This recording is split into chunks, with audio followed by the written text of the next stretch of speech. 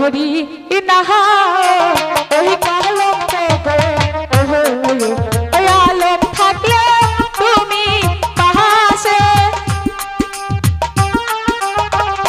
ভয় করি না ওই কলঙ্ক গো ওই আলম থাকলে তুমি পাশে গো নসিবে আমার এই